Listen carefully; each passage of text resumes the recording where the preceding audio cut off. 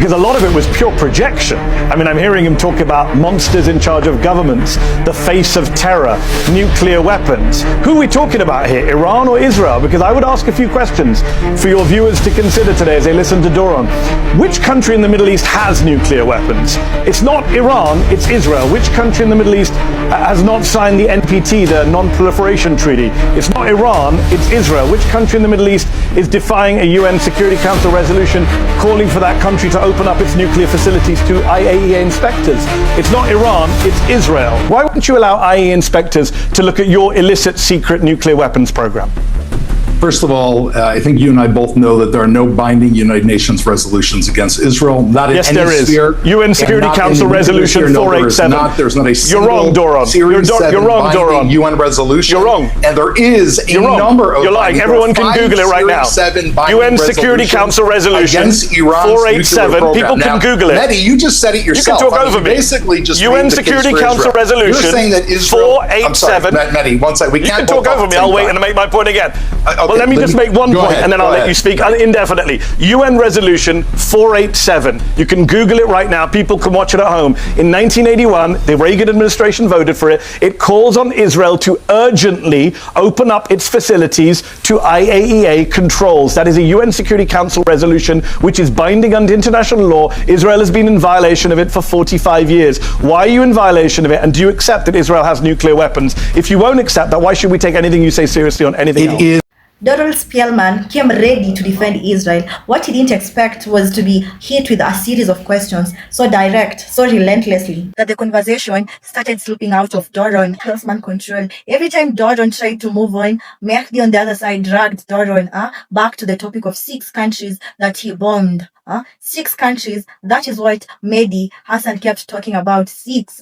As the pressure mounted, the interview transformed into something bigger than politics. It became a battle over truth and accountability and who gets to control the narrative of Israel and Iran. The interruptions got louder, the exchanges got sharper, the tension became unbearable. And just when it looked down, like Doron Spellman had found an escape route, Mehdi Hassan dropped another question that stopped the conversation dead in its tracks. Now, my loves, let's quickly get into this heated interview. And if you haven't subscribed, kindly consider hitting the subscription button. I'm hearing him talk about monsters in charge of governments, the face of terror, nuclear weapons. Who are we talking about here, Iran or Israel? Because I would ask a few questions for your viewers to consider today as they listen to Doron. Which country in the Middle East has nuclear weapons? It's not Iran, it's Israel. Which country in the Middle East has not signed the NPT, the Non-Proliferation Treaty? It's not Iran, it's Israel. Which country in the Middle East is defying a UN Security Council resolution calling for that country to open up its nuclear facilities to IAEA inspectors? It's not Iran, it's Israel.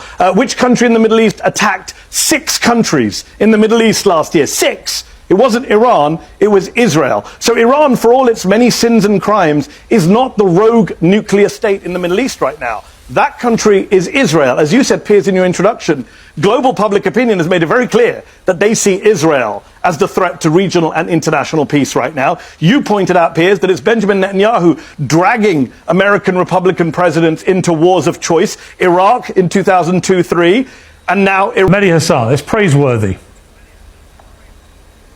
Well, it's not praiseworthy. The entire war has been a disaster. I think everyone agrees on that. Even the Israeli opposition agrees it's been a disaster the way Netanyahu and Trump have handled it. I think any objective person can look at the state of this war, even if you are pro the US government, pro the Israeli government, and say it's been a success. But let's put that to one side. I want to take on board what Doron said across the board, because a lot of it was pure projection. I mean, I'm hearing him talk about monsters in charge of governments, the face of terror, nuclear weapons. Who are we talking about here, Iran or Israel? Because I would ask a few questions for your viewers to consider today as they listen to Doron.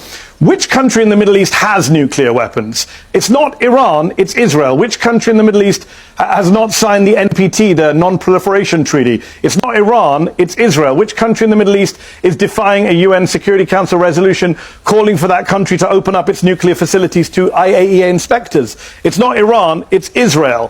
Which country in the Middle East attacked 6 countries in the Middle East last year? 6! It wasn't Iran, it was Israel. So Iran, for all its many sins and crimes, is not the rogue nuclear state in the Middle East right now. That country is Israel. As you said, Piers, in your introduction, global public opinion has made it very clear that they see Israel As it's It funny how they probably inflate is, the numbers because of people like killed in you, Iran, Mehdi. but never recognize the 100,000 people you killed in Gaza, that your military killed in Gaza, 100,000 people minimum killed in Palestine, which are actually verified numbers by international organizations like the Lancet Medical Journal. You deny those. But let's put that to one side and deal with some of the stuff you've been saying. Number one, just some fact checks. A UN Security Council resolution is binding under international law. The Reagan administration voted for it, and you've never followed it. You proudly say you haven't signed the NPT. People watching at home will laugh their heads off. You're basically saying, because we didn't sign an international treaty, we don't have to follow international law. So then why doesn't Iran just pull out of the NPT? Why doesn't everyone just pull out of the NPT and do what Israel did? You say Israel reserves the right to defend itself. That old chestnut. No other country in the Middle East is allowed to defend itself. Israel is the country that bombed, count them, 6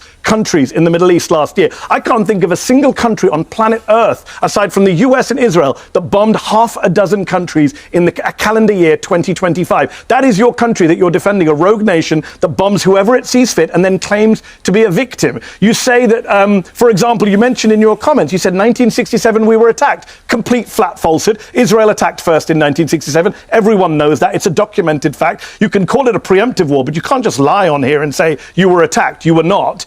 You said that Iran pioneered the use of terrorism in the Middle East. Actually, that was the Zionist gangs. That was the Stern Gang and the Irgun who blew up British diplomats, bombed the King David Hotel, hung British sergeants, attacked British civilians and military and Arabs. It was actually Jewish and Zionist terror gangs that pioneered terrorism in the Middle East. One of the interesting things about this debate is that it wasn't really about one military operation. It was 2 different ways of looking at the Middle East.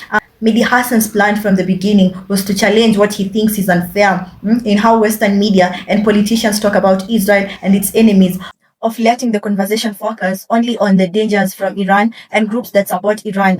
Hassan kept bringing attention back to Israel's own military actions in the region. That is where the famous "you bombed 6 countries" came from. Hassan's argument was simple. In military action, airstrikes and cross-border operations show that a country is making a region unstable, then those standards should apply to everyone equally. He kept saying that Israel can't say it's a victim while also doing military operation outside its borders. What made the exchange so intense was that Hassan wasn't happy with his answers at all. Whenever Doron tried to explain Israel's actions as self-defense, Hassan immediately asked him about the results of those actions. Who was killed? What was destroyed? How can these actions be okay under your law? Why are some countries criticized for operations while others get political support? Those were the kind of questions that kept coming up in this discussion. Doron, on the hand, approached the debate from a completely different perspective. His main argument was that Israel faces security threats that many critics don't understand or even ignore. According to Doron, Israel isn't doing operations to expand or conquer. Instead, it's responding to organizations and governments that openly threaten its existence. This is where the two men kept talking past each other. Hassan focused a lot what happens because of its Israel actions. Doron focused a lot on why Israel does those actions. Hassan will point to casualties, destruction, and military operations in the region, while on the other side, Doron will point to Hamas, Hezbollah, Iranian-backed groups, missile attacks, and security threats. Both men were essential answering questions. One was asking if Israel actions are morally and legally okay. The other one was asking if Israel has alternatives given the threats to its faces.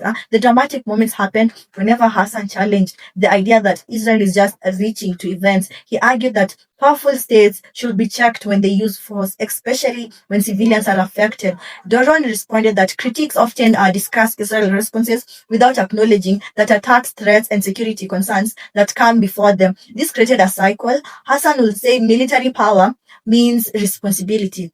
Doron will say security threats mean necessity. Hassan will ask why Israel gets this kind of treatment. And Doron will argue Israel gets criticism. Neither side was willing to give in. Another reason the debate went viral is because Hassan used a style of questioning like a prosecutor, if you know what I'm saying, than making long speeches. He often asked short, simple, pointed questions that forced Doron to defend specific actions. This technique can be very effective because it keeps the focus on examples rather than broad political ideas. Supporters of Hassan felt he was making people uncomfortable and refusing to let uncomfortable questions to be avoided. Supporters of Doron felt Hassan was ignoring context and reducing a complicated conflict to a series of accusation. What viewers ultimately saw was not a disagreement over facts. It was like a clash between two competing worldviews. One worldview says that military power must always be checked and held accountable, especially when civilian lives are affected. The other worldview says that countries facing security threats can't be judged without considering the dangers they face. That is why the debate generated strong reactions online. People were not just reacting to what Hassan or what Doron said; they were reacting to which worldview they will find convincing. For some viewers, Hassan exposed contradictions they think they are ignored by mainstream discussions. For others, Doron highlighted security realities that critics often fail to appreciate. That is what made the exchange more memorable. Now, my loves, I want us to quickly get into the discussion. Let's keep the conversation going. Let me hear your thoughts about this discussion. Let me know what your thoughts are down below. And if you haven't subscribed, kindly consider hitting the subscription button.